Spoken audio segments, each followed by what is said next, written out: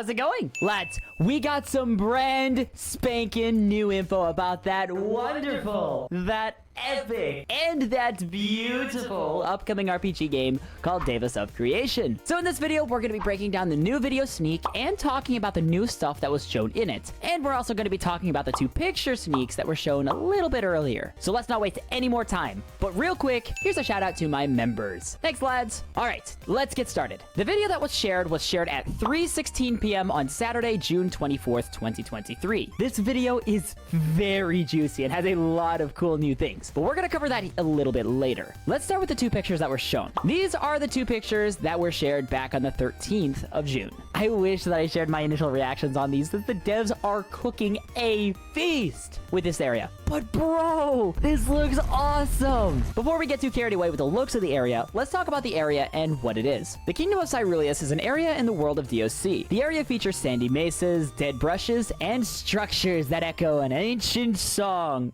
Okay, now I'm just getting dramatic.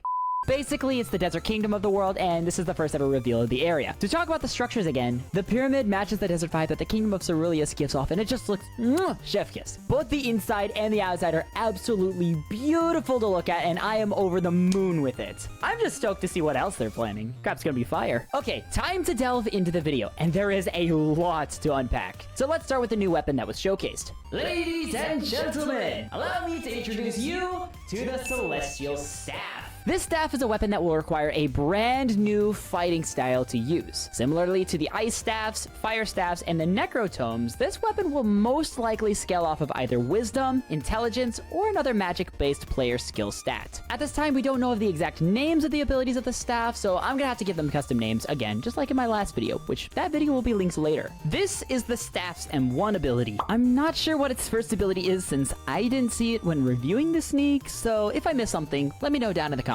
Moving on to the next ability though, this ability is entertaining as heck. When this ability is used, it transforms the connected target into, wait for it, a chicken. Yes, this ability we're gonna call the Cluckening, because, you know, chickens make a cluck sound, like bark, bark, bark.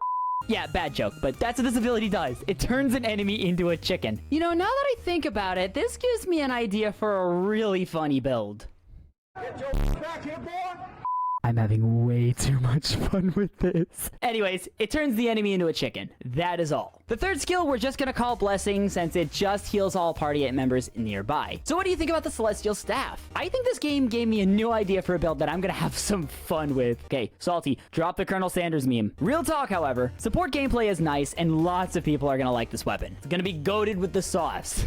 Next, let's talk about the new mobs and the biggest thing that was shown. In this video, there was 3 new mobs that were shown. The Ogre Warrior, the Ogre Leader, and the Ogre Shaman. Not much is known about these mobs, but I think all of these units have different attributes and will pose different threats. For instance, the Warrior is going to have high melee damage, with the Shamans having high ranged damage. The Leaders will act as a buff to all Ogre units, allowing them to do more damage to players. Obviously, this is pure speculation, and I am certainly wrong about things, and I'm certainly wrong about everything, in fact. But look at the models of these things. They look dope. And the last mob that was shared isn't another lesser enemy, but rather a boss monster known only as Karnak the Conqueror. From what it appears, Karnak is related to the aforementioned ogre monsters and is the big cheese. In the sneak, the devs fought against the behemoth and shared the usage of the Celestial Staff, but we've already talked about that thing, so let's talk about a few of the attacks we know of that Karnak will use. And also, if you're enjoying the video, then make sure to not only like it, but also subscribe so you don't miss out on any future content. Alright,